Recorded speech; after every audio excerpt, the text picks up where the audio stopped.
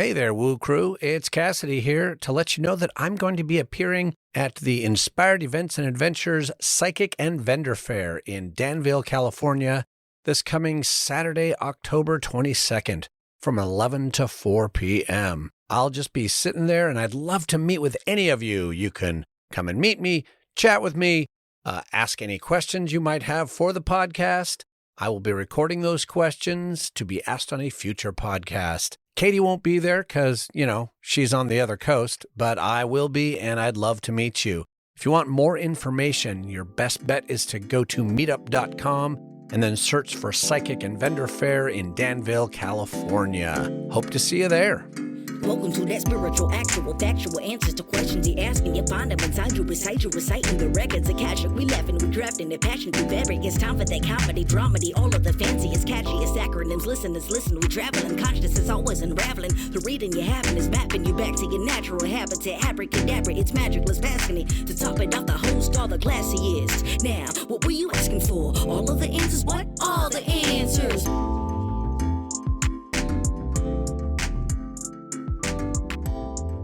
Are those new glasses, Katie? Oh, I have 2 pair. This is one of them. I like them. Thanks. I've been wearing them more lately because I'm, old and dying. Yeah, it's exactly the truth.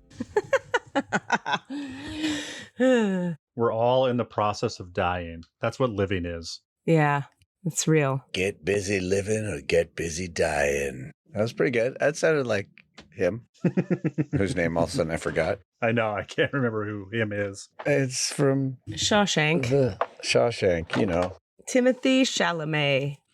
Not even close. What is that fucking actor's name? Old black guy who plays God. Freeman. Oh, Morgan Freeman. I was thinking of the white guy. What's the white guy's name? Tim Robbins. Robbins. Tim Robbins. Not Chalamet. Andy Dufresne. That came up and we were playing trivia in the airport yesterday. And his name came up? That's fun.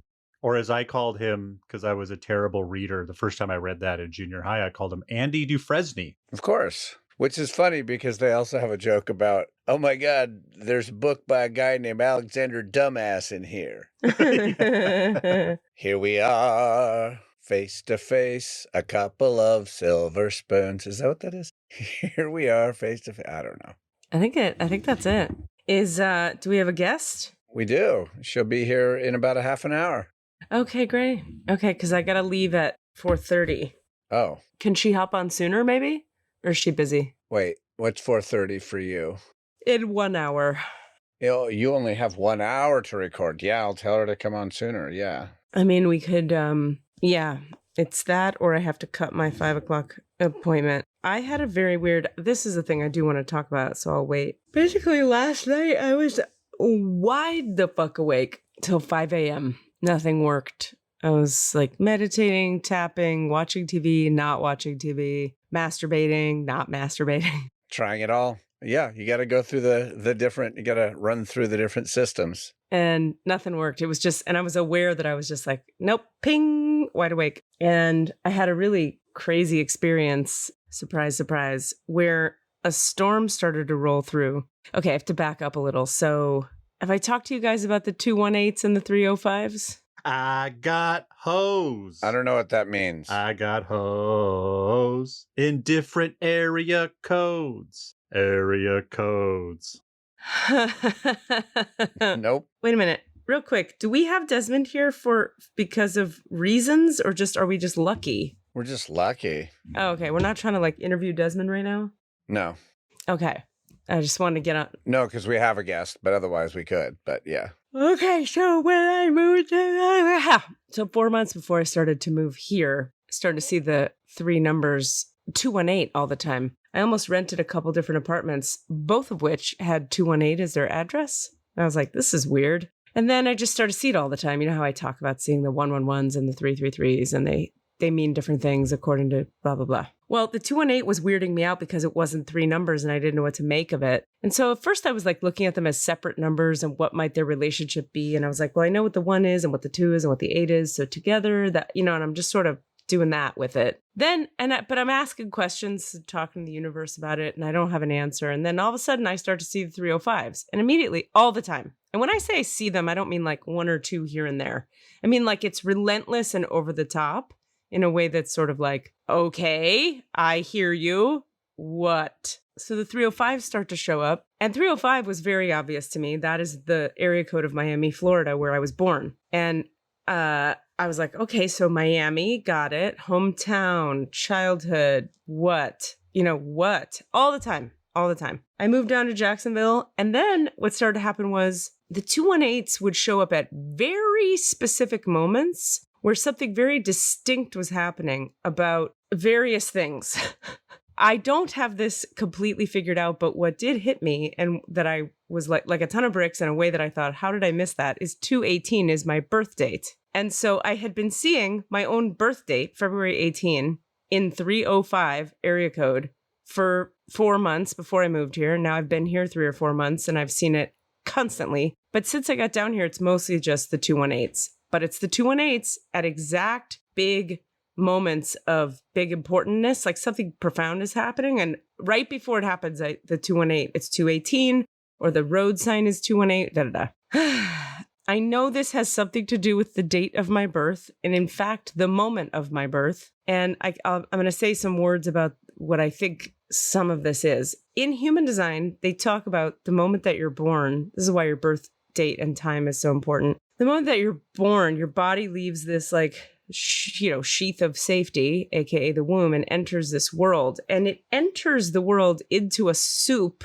of consciousness that is made up of the current moment influences, the planetary neutrino stream-based influences. Meaning, if you think about like what all the planets are doing at the moment of your birth, creates just a certain energy, and you like bloop, pop into reality in that energy. They call it sort of a soup of frequencies. So as I was learning that idea and seeing the 218s all the time, I was like, okay, so what is consciousness trying to show me about these moments that happen that are kind of big deal moments in my reality as they relate to the moment I was birthed, 218? Like, what is the connection? One piece that I have so far is when you're the year 44 to 45 in one's life is the 44 is the Uranus opposition, and 45 is the year when Ra said you're sort of halfway between where you came from and where you're going, and it's the uber midpoint of life where you're just sort of re-anchoring into that first soup, because the soup you're born into theoretically sets the tone for the entire purpose of everything you're here to do this time, and that's why you're born at that exact time. So I know I'm having a reset, and I'm being given an opportunity to look at what have I walked away from that I need to return to, and what am I in too much of that I need to let go of. Like, it's a real life review time. Normal people would just say midlife crisis, right? That's what we call that. Right. I just don't feel crisis-y. I just feel like I'm aware and I'm in the middle of a review and it's okay. Anyway, so last night, all of this is about last night. I was up, like I said, till 5 a.m, wide the fuck awake. All of a sudden, a storm rolls in at like 2 a.m. and it hits hard and fast, like the kind of rain that's like pelting, like constant pelting, scary rain. And we have like a metal roof, maybe? I don't know. It's very loud when the rain hits the roof. So it's really intimidating. And I have my lightning phobia thing, which is also the plane phobia, turbulence. So I got kind of scared all of a sudden. And then there was a ton of lightning and thunder real fast. And then I looked at the clock and it was 2:16 in the morning. And I thought, oh shit, 2:18 is coming up. I wonder if this is a moment. And I just kind of sat in my bed and I was like, lightning's happening, scared. Rain is happening, scared. Squeezel's in my lap, like, what the fuck is going on? It's 2:16. And I just kind of sat there waiting. And then 2:18 hit and I watched the thing go tick into 2:18, like the clock. Lightning struck and it either hit the house or hit close enough to the house that there's a heater thing in my bathroom that's attached to my bedroom, and it went like tick-a-ding-a-ding-a-ding, like it was like hit, like when you hit metal and it rattles around. So the thing went, and like lightning was right there out the window, and then this crazy thunder immediately right after it. So it was very close. I don't know if it hit the house or if it was just close, but like real close. So you know the thing about the time between the lightning and the thunder, right, is the number of miles. The number of seconds between the lightning and thunder is the number of miles. So it was instantaneous. It was just lightning thunder. Yeah. And Squeezle and I got on the floor, just like, That's an earthquake, but go on. Well, I was trying to get away from the windows because I don't know. Lightning can go through windows. It can sometimes shatter a window. It's very unlikely, but it could happen. Anyway, they tell you that in the Midwest, like get away from windows when there's a lightning storm. I mean, I suppose you should have a lightning phobia, Katie, because you experience lightning more directly and nearby than anybody I've ever met. But let's be clear. It started in Colorado. It started late. It's not like this has always been the case. Yeah. And yeah, so okay. So that happened. And I was like, that happened exactly at 2:18. They talk, the number thing I'm into talks about, or sorry, that's not true. A different deck that I pulled cards from when I moved here. I don't know if I told you guys this story, but first day I got here, it was after all the lightning trauma driving here, and then there was a lot of storms for the summer. I pulled a 3-card spread with a brand new deck. The middle card was a lightning bolt card. I think I told this story on here probably. Anyway, it blew my mind because I was like, holy fuck, that's what I'm dealing with every day. That's what I'm doing EMDR on all the time. Da-da-da. The lightning bolt card talks about that the lightning is a severing from either a relationship that's severing and dying, or you're severing a connection with a past part of yourself or something. There's a severing. And so I'm just sitting there from 2:18 after this moment, the lightning hit right at that moment. There's the 218. My eyes happened to be taken to it. I wasn't looking for the time.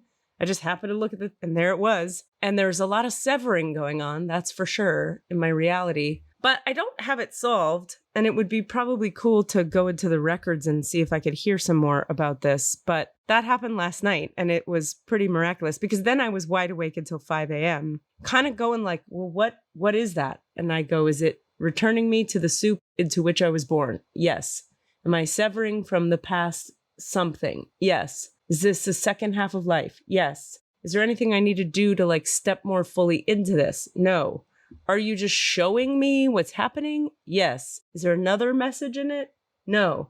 But what exactly is happening? Like, so I've been in like that kind of. Oh, so you were just in constant conversation all night long. Well, not really, but like I've been asking those questions for weeks now. Uh-huh. And last night I sat there asking and I get the same stuff. And it still feels like there's a piece I don't have. There's like, I know Denise is here, but just to wrap this story up, I'll say there's another thing where I started to sort of talk to an ex-boyfriend of mine, and we've been having some deep moments, intense things. Some sex happened. Right? Okay. How about that? Let's high five that for 1 second. Come on. Anybody getting any? Yeah. It's like, it's not the worst. And then some talks and all the feelings and the anger and it's just moments happening. 2 times when he and I, like we reconnected and I invited him to do a thing and we were going to meet in a place and it doesn't matter. The details aren't important. I was talking to him, having a heated emotional something, whether it was like arousal or anger or whatever it was in the moment. And the clock showed me 2:18. And I'm like, is it like stay away from this man? Is it go closer to this man? And I keep getting go closer and it makes so little sense. I got nothing. Anyway, I could say a lot more about it, but I would like to get in the records and like, I feel like if I do this with you guys here, I'll have a better shot of hearing something useful. When I try to get in my own records on my own, I'm so clouded by my own, I'm too close to it. So it's too, Yeah. Anyway, so. Well, let's see great. Our guest is here waiting to pop in. She was able to come in early. Denise. We said her name earlier, but we'll swap it out. Here, just say Denise. Just say the name Denise by itself, and then he can grab it. Denise. Now you have a sample to drop in earlier. I'm just being silly. Denise. So it's a wrong name. And here she comes. She's coming in. And I'm very excited to see how this will tie into whatever the hell she's bringing in. Hello. Hi. It's you. You're here. Denise. I'm here. Hi, Desmond. It's nice to see you. That's amazing. Had no idea what you look like. Yeah, I don't show up very often, so Timing is good. yeah. And I just wanted to just say something real quick, Katie, to answer your question. Why is Desmond here? Because I missed my therapy appointment on Monday. Oh. So you needed to be here instead. When Cassie's like, "Can you join us?" I'm like, "Yes." Oh, that's so good. I love that. That's awesome. Well, hi, Denise. How are you? Feels so strange to be called that. Hi. Good. We, I guess, don't have to call you that anymore, right? Is that how we all feel? Well, we're still kind of, talk about, what do you think on the name? I think that my husband would prefer the anonymity. Okay. So we're going to go with that one. And since his story gets wrapped up in our story, That makes total sense. we have names for everybody involved. Oh, really? What's your code name? Well, I mean, I'm out, so it's fine. My name is Cassidy, but his name is Joe. Is that what he chose? Yeah, it was the worst name. We went through so many great names. I was like Lance Hardbody. I was coming up with porn names, but then we landed on Joe. Wah, wah. And the other person whose name might come up is being called the Supreme Chancellor. That is delightful. Who is that? It's so adorable. So that is my husband's boyfriend. Decided that he wanted to be called that, which I love so much. Oh my God, I love that a lot. The Supreme Chancellor. And then we went over and over and over, like, well, what would you be called? And he's just like, Joe. That's awesome. We all have our needs. What's going on in Denise land, and how are you? And do you have spiritual questions for the almighty oracular Akashic Records vehicle? Things are good. Yeah, things are good. And you're making art that's going to be in the Psychic Festival of Yvonne Bethy that is called Psychic. What's the thing called? The event. I actually don't know the name of it. I think it's like she's just having a psychic fair. Yeah, she does, but it has a name. I just can't remember. It does. Well, her company's inspired events and adventures. Right. And it's just a psychic and vendor fair for inspired adventures. Yeah. So she had mentioned that before, and I jumped on board with thinking that would be a fun thing to do, especially because I'll get to meet a bunch of the people I've just only ever met in classes online in person, because they'll be there. And I think that's exciting. That's fun. Well, she speaks really highly of your art. I've only ever seen like one piece of what you do. I don't suppose you have any you could show us here. Anything you're working on? Throw to the camera. Sure. I think that, so if you can see here, there's just these are just like sketches for this graphic novel that I'm working on right now. Wow. So that's some stuff there. And here's like my little wall where I have all my little inspirational things that are going on. Uh-huh. Well, that's cool. How cool. Ella, what's that sort of Liechtenstein piece on the left with the red-haired lady? My dad made that when he was like 19. That's cool. Yeah, for the longest time it had a sign inside of it that said "Damn Republicans," but that's since been gone. It's too real. Like, damn the Republicans, or like, damn Republicans? It just said "Damn Republicans" through the 90s, and then or like, damn Republicans. Damn. It was just "Damn Republicans" like that. Shaking his tiny fist. Yeah. Cool. And what's going on in your spiritual life? Tell us a little bit about, like, so it's a spirituality podcast. Tell us a little bit about, like, what does spirituality mean to you, and how did you get on a path, and what does it look like now, and anything about all that you have? So I think that I've kind of always been on been a spiritual. Denise was just saying that she's nervous to be on the podcast because she's not a performer. She's a visual artist. It's not. I'm such a behind the scenes person, like always just like hidden away, like help. Yeah. So being a behind the scenes lady makes total sense. Totally makes total sense. This makes it better with our cameras off. Actually, kind of a little. Yeah. Yeah, that makes sense. Yeah, I think I thrive, like, definitely sort of like working just behind the curtain. Okay, so you were going to tell us spirituality, always been on a path. In a way, Yeah, since childhood, sort of always sort of been a spiritual seeker. And then I almost like want to say that I fell asleep for a period of time. I fell asleep from like my 20s till like most of my 20s. And then maybe around like in my 30s, I sort of like woke up again. Yeah, I sort of just started doing something that what started off as being the right thing, but ultimately just I had a ton of lessons to learn. So I was off making money and thinking that that was super important and doing all of those things, and then was able to. I had sort of like that come to Jesus moment where my entire world fell apart, and I had to really get real with who I am and like remember who I am. I guess is the way that I would put it. What do you mind telling us what that moment was? So it was 2017, and I am in a community with a lot of friends, and we're pretty heavy. We were at the time pretty heavy drinkers, and I ended up getting blackout drunk in New Orleans one year for New Year's as we go do something. We have big parties together, and ended up just doing some behavior that was just like the tipping point for me of like waking up the next day being like, oh my God, like finding out what I engaged in, having absolutely no idea about it.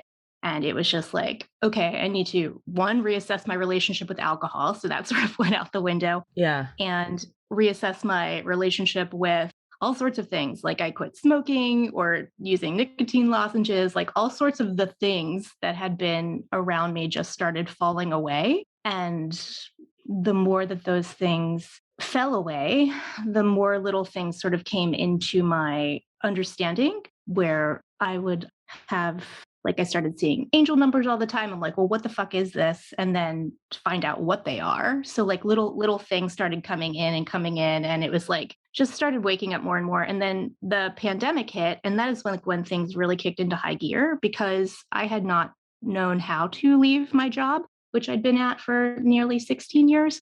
And I knew it hadn't been serving me for about 5 years, but I didn't quite know how to leave. And when the pandemic hit, it sort of took that. I was just able to leave. And then I was able to just sort of concentrate all my time on doing healing work. And just I threw myself into it for like a job for a couple of years there. And it is like the only thing that I did and was interested in. So, and the more I do of that, the more gifts start popping on board. Like they just come online. The more I clear, the more it's like, oh, that's there, that kind of thing. Yeah, well, that's what I'm always trying to teach the people. So that's cool that you're living that. I mean, like I just said that, I think today in a class, it was like, don't worry, your gifts will reveal the more you heal your babbity boobity ba. So it's nice to hear somebody else say that out loud. What, I know the answers to some of the questions I'm asking, but like, would you be willing to share just sort of like what some of the gifts appear as? Like you say, things come online, and like what developments have occurred in that way? So there was sort of a progression of being able to, so I went from, I think it's all sort of wrapped up also in sort of like a story about being a person that really, really fucking hated myself to the absolute blackness of core of being just like in so much absolute pain and suffering of so much loathing of oneself, to being this person who's just, I fucking love myself. Like I'm incredible and so much joy to be alive, and every day is a gift. So I think it's all wrapped up in that also. And the voices that I used to hear were like so self-hating and stuff. And at a certain point, there was like a period of quiet.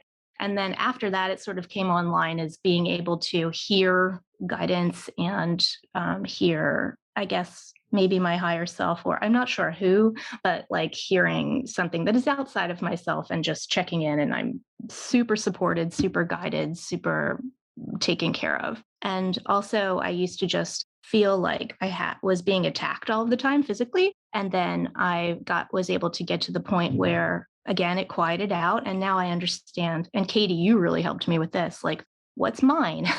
Because like I'm a big feelings person. So is this mine? And a lot of the time the answer is no. And that's rad. And it's like, cool, let's return to sender. Yeah. I don't need to hold on to that.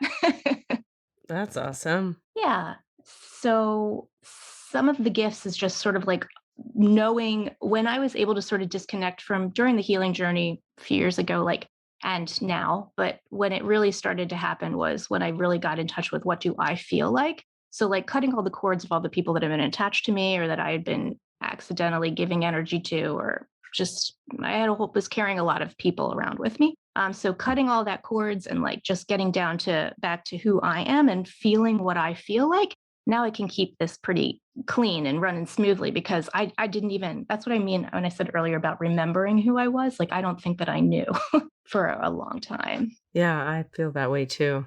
A lot of ways that certain things have returned to what they were, but certain things I didn't even know. There was no return because I had never been there. There was just discovery kind of. Oh, yeah.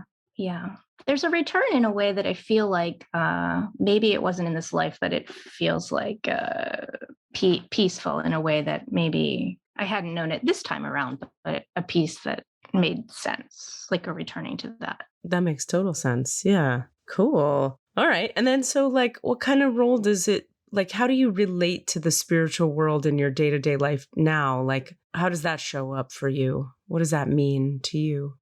Every morning I wake up and like usually one of the first things I do is my mornings sort of just get grounded and check in with myself and the energy of the house and the earth and the land that I'm sitting on and sort of get direction of what the day is going to be. And as a visual artist, like I feel like stuff just gets channeled through me. So I don't have a lot of say in the matter. And I think my prayer since I've been a child is sort of just like for God or the universe to work through me. So it's just like, what are we doing today? Yeah. And in being open like that, sometimes they'll just be out and about and things fall out of my mouth towards people, or just sometimes just healing happens around sort of, gosh, how would I explain it? Just from like going places, I just take the nudges. Yeah, I get that. Yeah. And usually since the prayer is to allow that to happen, I'm happy to be of service. Although occasionally it shows up and it's like, maybe like, I'm like, really? But for the most part, I do it because that's what I say I want to do. Would you like to talk about the version of that happened very recently? Oh, yeah. When we were on our epic road trip, we were like... With Joe and the Supreme Chancellor. And me and you. We're like sitting, waiting to we just got to the Georgia O'Keeffe Museum in like Santa Fe, and we're like walking down the street, and like I've been having this come in, and I'm like, so we're gonna have to go. Where do we have to go, Cass? To Sedona. I was like, so we're gonna have to stop in Sedona on the way home. Like, and he's like, we're not stopping in Sedona. It's really out of the way. Yeah, big time. God, I know I don't really want to do it either, but we have to go to Sedona. And then I was like, oh, this is going to be a big sell for the others too, especially Joe, who's not as into the spiritual stuff. He's into it zero. So I said, we made an agreement that there was a lot of resistance. I had a ton of resistance. It was weirdly more aggressive. It was like aggressive resistance. And I'm like, I don't really want to do this either. But I said, I'm going to bring it up at dinner. How do you feel, Cass, if I bring it up at dinner and Joe says yes? And he said, then we'll do it. And I brought it up at dinner and Joe said yes. And Supreme Chancellor was like, sure, sounds fine. So we did it. Yeah, but it was really one of those things where like, really? Come on. And then that day was really challenging for every single one of us in different ways. We all hit big, huge mountains of difficulty. It was the only time we like kind of fought on the trip as a group. And like there was so much weird things, but you still got something out of it, right? Or it got done. As the feeler that I am, it felt like it wasn't necessarily for me. I don't know, Katie, maybe you can answer that because I don't know. It felt like we had to do it, but I was getting the sense that it wasn't necessarily for me. Like, I think we all got something from that, but I was nudged to take us there because somebody else needed something there. I'm not sure, actually. So what were the challenges you guys faced? Like, what made it so hard for each person? Well, there was a big traffic jam on the way there, and we had to sit in traffic for a really long time just to get there. So, and it added like several hours to our trip ultimately, which was a bummer. And I felt weird about that. So I was trying to manage everybody's emotions. as I do. Right. So Cass got into time mode. I got into time and worrying about everybody else's awareness and my own awareness of time. So he got into clock mode. And then but then while we were sitting in the traffic jam, actually, interestingly enough, I was just like, fuck it, and opened up my feet and dropped the roots and was like, okay. So I actually drained a bunch of trash out of my body during that time. And I don't know what I drained, but sitting in the traffic jam, I drained a bunch of stuff. And then Cassidy had picked out the places that we were going. And the first stop we got to, there was like a driving incident that the Supreme Chancellor did not like and spoke up about it. And that was actually really great. What kind of driving incident? Just sort of frustrated, angry driving happening while we drove through town. And Oh, okay. Joe was driving and did some jerking around of the wheel that they didn't like. And they're pretty like chill. So them speaking up about this was actually huge. So it was actually a necessary thing, but it was painful. It was really uncomfortable in the car for a really long time. But I was like so blown open that I just took on all of their anger, and all of a sudden I was in a fucking rage. Like I could have broken something. It felt like Denise was mad at me for picking the wrong places. That's not necessarily true, but that's what I was feeling. And then she thought that everybody else was mad at her for making us go here, when indeed it was something else. And then, Joe felt bad for having had a little road rage and then creating sadness and anger in the car. So everybody was there was no joy in this trip, in this part of the trip. Correct. Yeah, which is really interesting because... But it felt necessary somehow. Somehow it was like, yeah, you got to go do this thing. Like, all right. And then what? So those were the hard things. Did you go and see the Red Rocks, go to a place? Did you do any things there? We went to an overlook, right, Cass? Yeah, we went to the overlook at the top of Airport Road, and then we went to the church cathedral of the Hidden Moon Rock, or whatever it's called.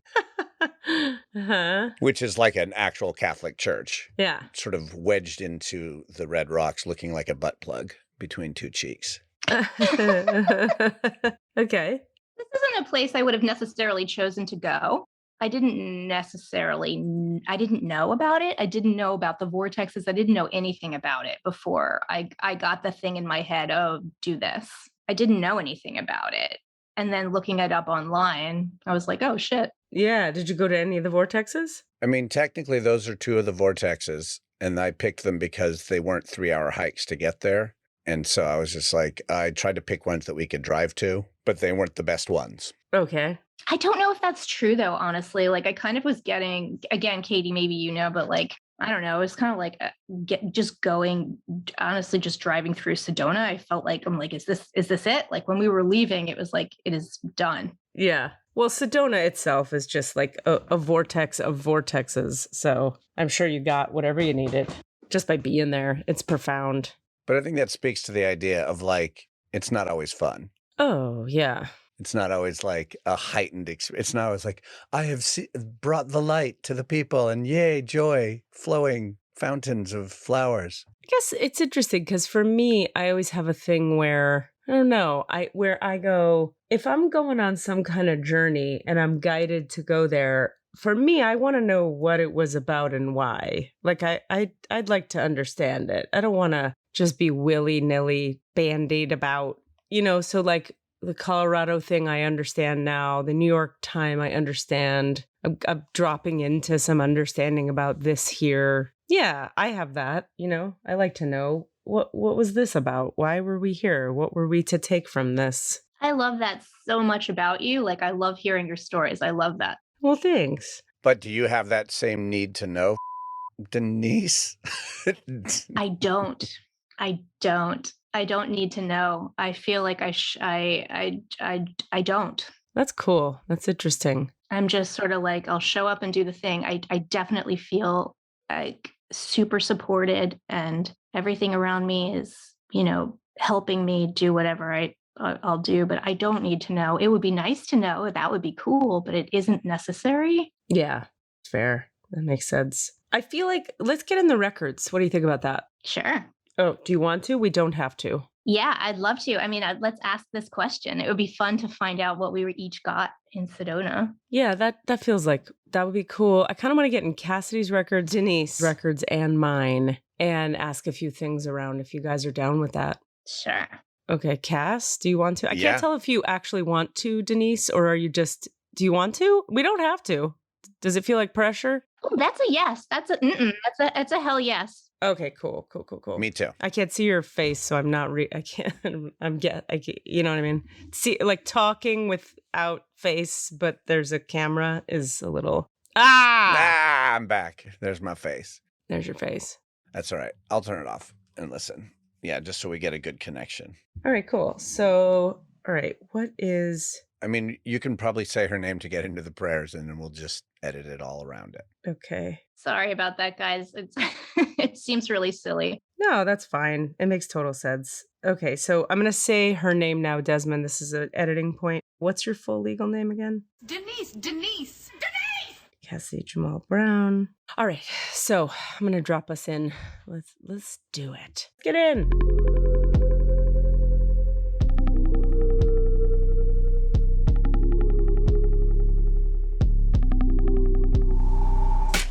What's up, everybody? Rami here. You hear that ringing? It's layers and layers of cowbells. Close by, further off. I'm in the motherfucking Alps right now. I'm on an Alp. Well, maybe I'm just below the Alps. I'm a little out of breath because I'm walking uphill. For extra energy, I have taken off my shoes and I am eating a bit of chocolate at regular intervals.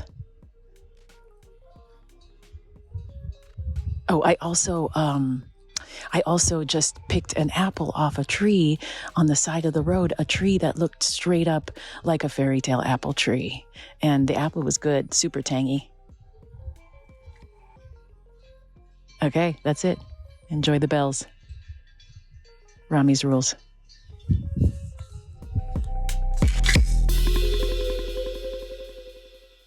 Okay, so we'll just close our eyes and take a few deep breaths into the low belly.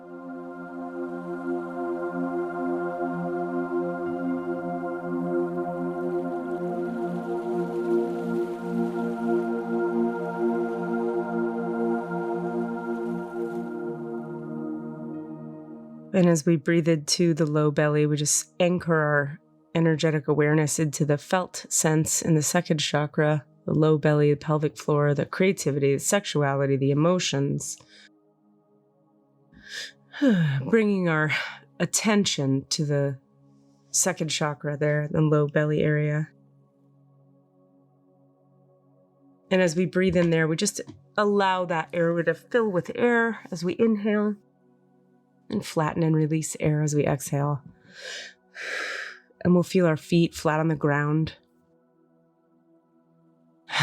We'll see our little foot chakras spin open and spin wide at the bottom center of each foot. And as they spin wider and wider, eventually we just witness the entire opening of the bottom of each foot. The opening of a window between our bodies and the earth. And we just acknowledge that in so doing, this allows the big, wide aura of the planet to just own us.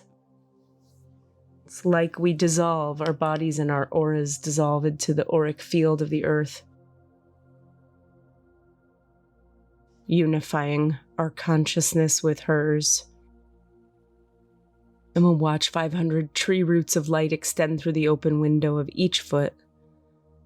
500 through the left and 500 through the right. 1,000 tree roots of light anchoring down and in, and down and in, and down and in. Left and right and forward and back. And we watch a nice wide grounding cord extend from the base of the spine to the center of the earth. Like a tunnel, like a tube, like an anchor, like a root. Shooting down to the center of the earth. And we'll see, lastly, that river of light just given by the earth flowing up through the grounding cord into the base of the spine, flooding into the whole first chakra, abundantly overflowing down into the hip sockets and down to the quads and glutes and hamstrings, knees, calves, shins, ankles, and feet. We'll watch that river of light flood down into those 1,000 tree roots of light.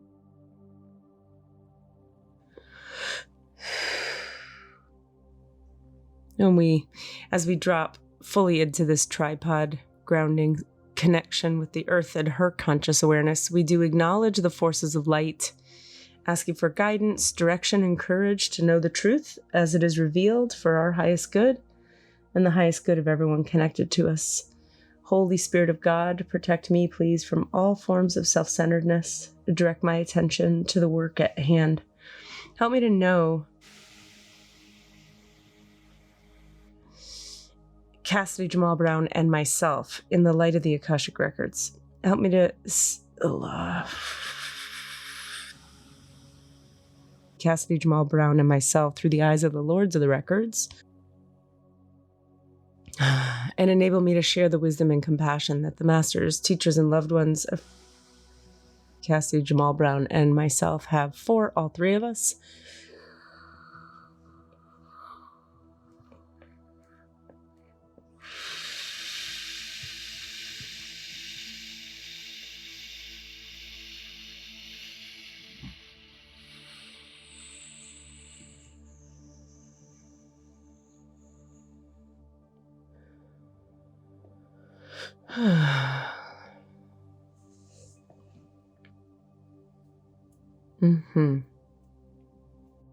Okay, and as we enter the Akashic Records of this group of three people, three beautiful, powerful wizard people, just asking the record keepers to clear, release, dissolve, uncreate, destroy anything and everything in any of our fields that would stand in the way of any of us receiving what we're here to get. Guidance, information, direction, clarity, healing, integration, whatever else.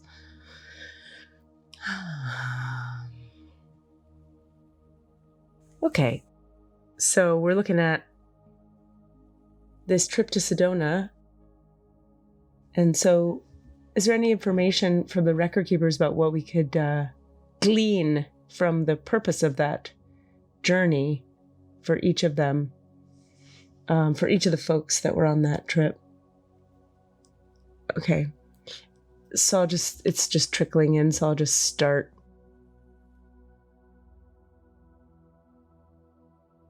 They do show me, like, okay, you know how when you have a hot day at the beach and it's hot and maybe you play some paddleball and you're hot and you go walk to the restroom and maybe your thighs chafe a little and you're hot, and then you come back to your chair on the beach, and then finally you dip in the water, and the water is such a reframe. It's like it resets you in a way. You know what I mean by that? Like, yes. Just, yeah, like changes your felt sense of reality for a moment. You go, oh my God, I'm cold, and now I'm awake, and I'm a different animal. Then you get out of the water, and when you come out, you just have a different perspective on reality, and the words I get are wiped clean. You're wiped clean. So this was like a palate cleanse trip to Sedona, and they show it to me like, kind of like we were just saying, like the whole valley there, or I should say like the space between the mountains there is like its own vortex, just like the system of vortexes is a vortex. And it's also a portal. And so you needed to be dipped in the light and the energy and the frequency of this portal, each of you in different ways, just to almost, specifically wipe off the frequencies from this past year, wipe off and release the emotional densities of this past year, 2 years, 3 years, 2 years, this past 2 years. So it was like jumping in the ocean to get a little palate cleanse reset for the nervous system and the emotional body. Everything that came up for each person is emblematic of what always comes up for that person and what always happens for that person. This particular portal and vortex system functioned in this case and in this moment as a mirror or an activating catalyst to show you a kind of consistent trigger point. You know, in the same way that when we flood someone's system with light, you know, as Denise was talking about earlier, everything that is not of the light comes up and floods out. So it gets louder and it doesn't feel good while it's leaving, but then it's moved, and or at least we've become aware of it more fully. But additionally, also, as she mentioned, we get activated into more of our spiritual prowess, potency, and alignment, and our gifts become more activated and real.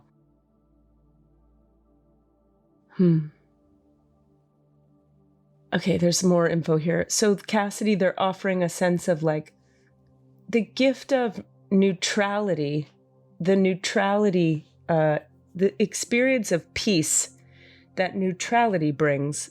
Like when one needs to manage people's feelings or is resisting that, if both ends of that polarity were to dissolve, there would be a neutral experience of the moment. That peaceful, neutral experience that you tend to have sometimes in nature, sometimes by yourself, is, if you would like a spiritual suggestion, where we of the higher realms would direct you.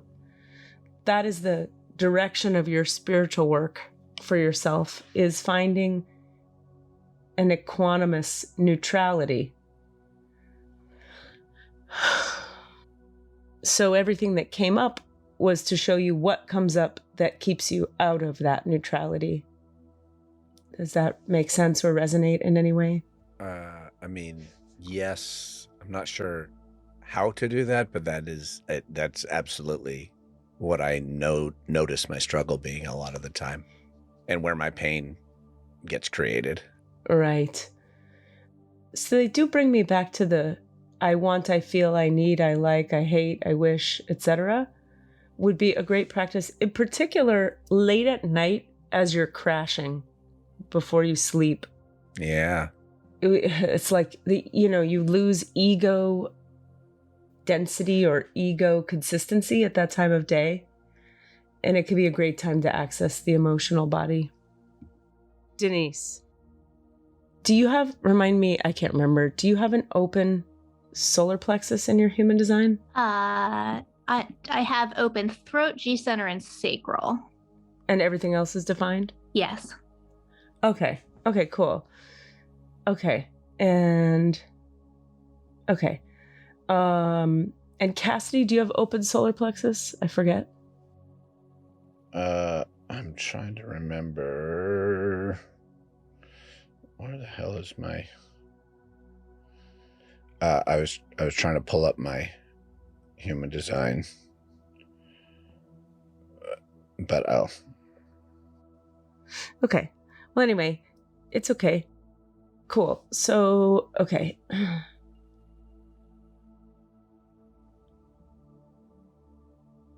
I'm just listening in if there's more info about any of that. Yeah, I don't know. They stop it there. So do you guys have anything you want to ask about that? That was kind of scratched my itch on the topic, but what would you like to throw through? Wait, sorry. What were you wondering about my open and closed? Which one? Solar plexus, bottom right triangle. Bottom right is closed or is defined. Okay, got you. And then we don't happen to know about the solar plexus for the other two that were in the car, do we? No. Okay. I get that somebody had open solar plexus. I was trying to ascertain who it was. Something to keep in mind, here's the whole point, is that whenever there's a group of people and somebody's, any number of people have definition solar plexus, that means they're going to have a consistent, fixed, reliable way of emoting And in Cassidy's case, his emotional body is connected right up to the throat. So it's like feelings and speaking. I know what I feel and I know how to say it when I'm connected to myself. And then is going to have definition in the solar plexus. So there's going to be emotions that happen in a fixed, reliable way of some kind. And then whoever has the open solar plexus in the car is going to amplify the emotions of everyone else in the car. It might actually have been both of them. I actually wonder if I kind of get they both have open solar plexus potentially. So the open center amplifies the activations or energies or frequencies of any defined centers near them. But particularly this is relevant for the emotional center, because for human beings, right, we're all so fucked up and confused around our emotions and what's okay to feel and have and when can you, how do we, and then communicating and all the stuff. Anyway, so that was a factor here as well. But also they showed to me like the portal / vortex of the valley of Sedona was functioning as a big open solar plexus, amplifying what was happening for the defined solar plexi in the car. The other thing that happens for open solar plexus people is they experience your feelings intensely. They who are open experience your feelings who are defined intensely as well. So there was some of that happening. Cool. I think that's all I have on that. What else? Anything interesting to you guys that you want to probe? Cass, you got any other fun things about the trip that you wanted to look at?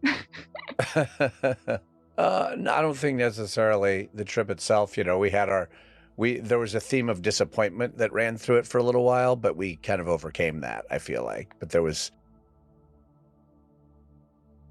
repeated moments of like, oh, that didn't do what it set up to do, or that was a disappointing version of that. But then I think almost all of those things got redeemed to a certain extent. Yeah, I didn't experience them as disappointments necessarily. Like it would be like, this is disappointing in the moment. This is exactly what I'm supposed to be getting right now. And then it was cool because it's like, even when we weren't like, so there was a day when we went to go see balloons that we couldn't see balloons because it was just no balloons went up. It was raining. There were no balloons. But that's the day that we chose to actually like pay to go to the festival. So no balloons on the day we went there. Which was kind of the the inciting incident for us to go on this trip, was to go to the balloon festival. So there was a lot wrapped up in that. You know, so I cried and was like, damn it, why? And, you know, but then at the same time, it's like, well, feel all the feelings. And then, you know, I sort of went away with balloonists must understand how to walk through disappointment quite easily because they get to experience that all the time. If you're a ballooniac or whatever. Balloonatic. It's a balloonatic. If you're a balloonatic. But then the next day we got gifted this amazing, unbelievable balloon experience that was beyond anything we could have ever hoped for. Not there, like for free. All of this stuff came to us that we didn't get the day before. And we're like standing right next to balloons going off, and they're going off feet from us left and right and center. So yeah, like renegade launches outside of the fairgrounds. It was really cool. So it just felt like all is exactly as it should be. But we had to experience that disappointment, and we're meant to experience it there and all of those things. And that makes sense. Yeah. That reads. All of that says yes. Yeah. Yeah. Anything about the palate cleanse that you want to know? It's okay if not. That's just what I'm getting to ask you. It totally tracks. Like that feels right. And also I would say that I can feel it. Oh, nice. Yeah. I'm wondering, is there somebody while you're in my records that you could help me know who can I address when I'm hearing? Oh, yeah. Who can I thank? I usually thank angels or higher self, but who can I be saying thank you to? If there's a specific name, that'd be awesome. That's great. Okay. So for records, we'd like to focus on hers for a second. Who is she hearing from when she's hearing?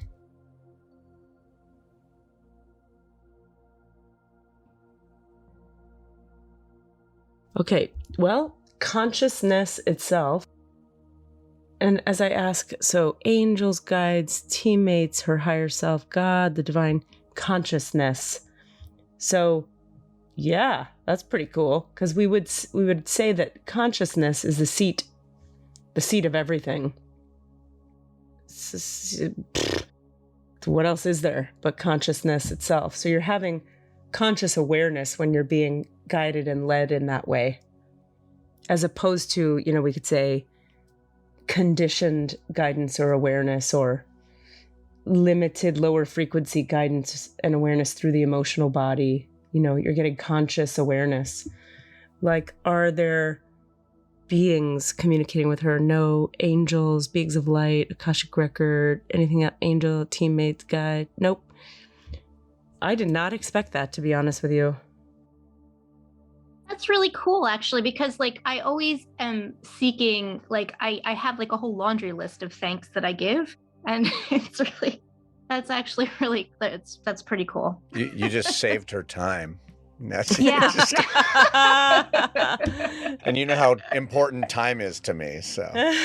Because it never quite tracks. Like I'm walking out with the trees. I'm like, hey fairies, what's up? Like saying hello to the elementals and stuff. And it's sort of like a little bit flat.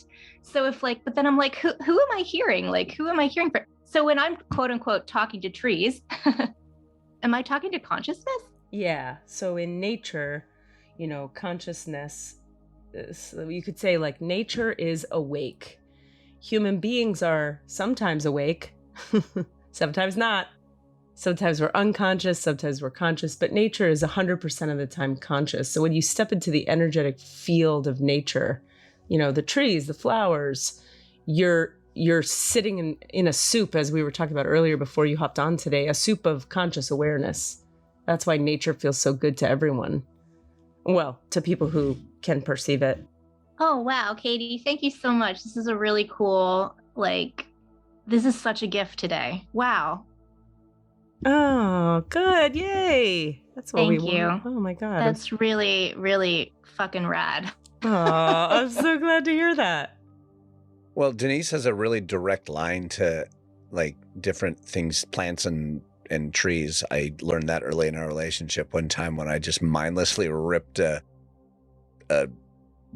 bud thing off of a bush. Yeah. Just because I just was being mindless and I'll do this.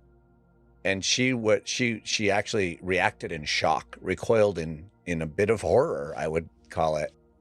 And it was early in our relationship, and it was a really good moment for us to kind of talk about no, that's a thing that actually felt that. And I felt that through that. And your mindlessness was actually very shocking. And it actually kind of shocked me too. It was a jarring thing because I don't have that perception. Yeah. Yeah, absolutely. Wow, that's nice. I appreciate that a lot. Yeah. And it changed my relationship to just interacting with plants too since then. Say honestly, everything is alive, and it's in a certain way. Even just the shit in our house just has intention. Depends how much intention you dump into it, but yeah. Totally. Just everything, if we treat it with gratitude, is, it wants to be seen too. Totally agreed. My sister has this relationship with insects because her mom is a Buddhist. She was raised you don't kill anything, do no harm, right? And I'll smack a bug. I don't give a fuck. I'm gonna murder a bug. It's okay. But she does not. And so it's fun to share space with her because she'll be I'll be roach. We live in Florida and they happen.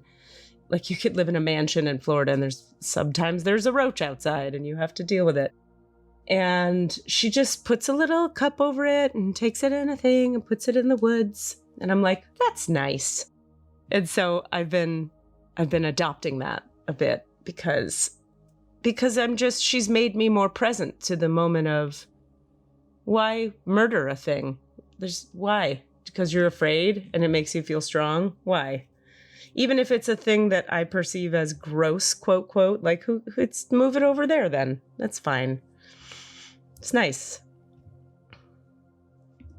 Just taking that in. Yeah. Well, I think we're all just taking that in. I'm nodding. Oh, right. We're on video. We're on audio. All right. Well, I'm going to go ahead and ask about my 218 thing. I'll fill Denise in a little bit here because we were talking about this just before you hopped on. And yeah, I'm just going to go into that for a second. So I've been seeing the 218s a lot, Denise, for the past like 6 months, 7 months, 218 everywhere, 218. And I had only ever seen, the 333, the 111, the 222. It's always like triples or singles, or maybe there's a 0 in the middle to amplify. But then when I was thinking of moving down here, the 218s all the time, and I couldn't figure it out. And then I realized 6 months later, it was my birth date, 218. And I was like, how did I miss that one? And then I was sharing with Cass and Desmond that since I've been in Florida, I see the 218s right when kind of big significant things are happening or when they're about to. And there was one last night where I stayed awake until 5 a.m. I was just wide awake, which never happens for me, but I was up until 5. And at 2:16, my eyes were brought to the time, and I went, it's going to be 2:18 in a minute or 2 minutes. Like, I wonder what's going to happen. And then I just kept my eyes on the clock. There was a storm happening, and lightning hit exactly at 2:18. So either hit our house or so close to the house that it rattled this metal thing in my bathroom, which sent the dog running for my lap. And then we both like kind of hid behind the bed on the floor. And it was like lightning thunder immediately, very big, loud, da-da-da. And that happened last night. And then I was up all night kind of sitting with it going like, all right, I would like actual clarity on this 218s because I have some intel. So I'm going to narrate a little bit more as I'm asking this question. I've been perceiving, so now this is me talking to the records. I've been perceiving that the 218, when I see it, it's pointing me to the moment of my birth. Is that correct? Yes. Okay. And so it's to do with me, the soup of consciousness I was born into, correct? Yes. And so when I'm shown the 218s, and am I being pointed to a correctness about who I am and who I was in that moment that I could be living more fully into? Yes. Okay. Are there ways in my professional life that I'm not living into who I'm meant to be? No. Okay. Are there creative ways I could be living more? No. Financial ways? No. Is it more relational? Yes. Okay. I had a suspicion that was it. Okay, so for example, though, consciousness, I've been noticing the 218s happen around big things, like reconnecting with my ex from LA, talking with my childhood best friend, and then poof, there's the 218. The lightning strikes that have been close to me, 218s. It's time. Yes, thank you so much.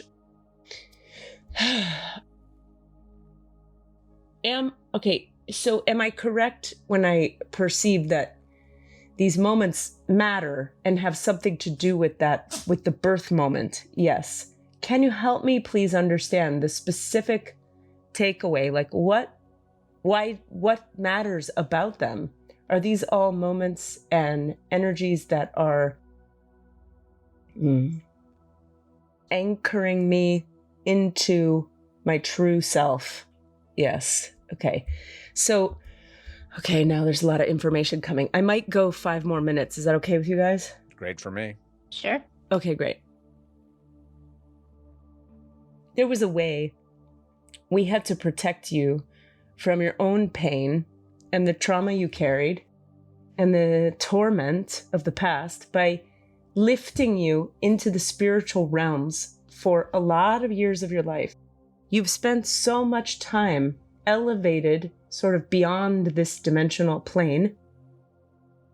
Correctly and by design, you are a 6'2", and the 6'2" lives with a pane of glass between themselves and the world until age 50. Remember, you're not quite 50. There's time. There's time and there's time. However, what is occurring for you now is the veils and the womb of spiritual protection that has been surrounding you your entire life since you went up onto the roof around age 28. For you, it began around age 26. since you went up onto the roof and were encased in a kind of womb-like spiritual protection, which activated your gifts and your knowing and all the things you've been doing, you've been healing in and incubating in this womb, as it were, in this lifetime, to heal from the first third of your life and the traumas and pains and choices of many lives before. And so here you are in the dawn of the eve of your coming off the roof. What you're experiencing is the beginning stages of the peeling back of the womb, the protective sheath.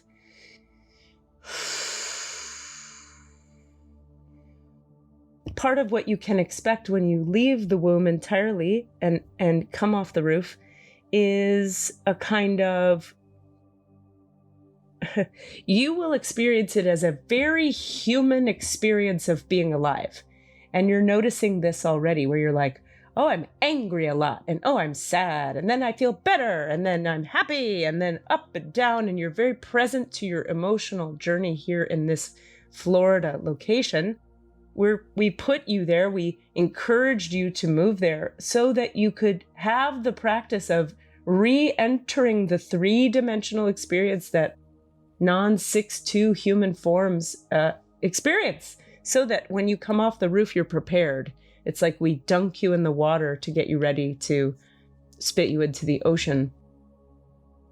And so these 218 moments are moments of remember who you are and who you aren't and what you're being severed from.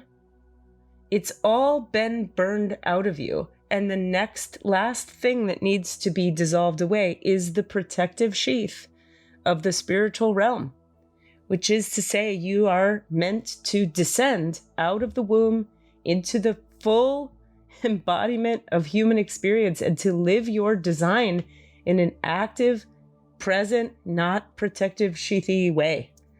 And so each 218 moment is either what's that word?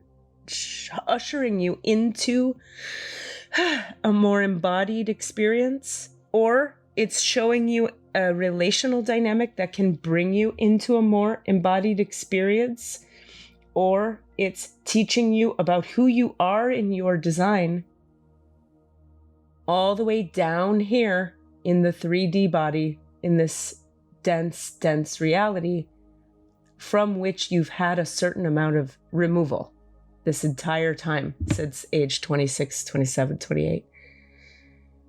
Whew. Okay. Anything else on that? No. Okay, boy, howdy. I hope I remember that. I might have to actually listen back to this one. Well, that was cool. Very specific. Not what I was thinking at all. All right. Well, geez. That happened. Thanks, guys. That is a real deep thing, and a deep thing to think about. It really brings forward the profundity of the 6'2" life. 6'2" life. You know, they talk about, I'll just wrap this up here. They talk about in human design that the 6'2" is it's the hermit role model, but they live off the hexagram. The hexagram is where all the frequencies of life exist, and 6'2" lives off of that, and they're looking back at it, functioning as the hermit role model for the sake of the people, and for the sake of themselves. It's just what it is. But then when they come off the roof, they like slap back onto the hexagram in a way. And the hexagram is not a familiar place. Anyway, la. That was a little mind-blowing. Okay, well, it's been a delight. Thank you for being here and instigating this whole thing. I'm glad we could look at the Sedona moment. I'm going to close the records. I want to thank the masters, teachers, and loved ones for their love and compassion. The Lords of the Records for their point of view, and the Holy Spirit of Light for all knowledge and healing. I say return Cassidy Jamal Brown and myself to our complete human wholeness now. I say return Cassidy Jamal Brown his energy to themselves now, completely. Divine portal in the Akashic records of Cassidy Jamal Brown and myself are now closed. Amen. The divine portal of the Akashic records of Cassidy Jamal Brown and myself are now closed. Amen.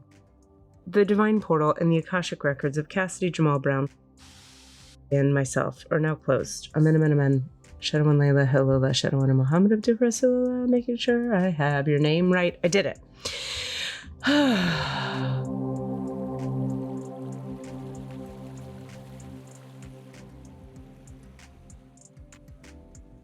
The end. The end. I know you got to run. Thank you. My pleasure. Thank you so much. And this is so exciting with the consciousness. It's just too much. Thank you. I really appreciate it. And I'll see you soon. I'll see you in class later this month. Sounds good. And I'll see you later today. Oh. Thank you so much. Bye. Take care. Bye. Bye. Do all your work. Bye. What you asking for? All of the answers? Say what? All of the answers? Yeah, all the answers. Hey guys, thanks for listening. We'd love to hear from you. Please email us with your questions so that we have questions to answer in the Akashic Records. Our email address is allanswerspod@gmail.com. That's allanswerspod@gmail.com. And if you'd like to find us on Facebook or Twitter, it's @allanswerspod, @allanswerspod. Thank you. Desmond's going to have his hands full today. Mixed and edited by Desmond McNeese for We Mixed It, LLC. Go to whatsoundsawesome.com. But then what do we do about Denise? Who's Denise? Yes, Denise. Hey, what is with the secrecy, Phoebe? Huh? And what about this Denise? She cute? I talk about her all the time. Denise!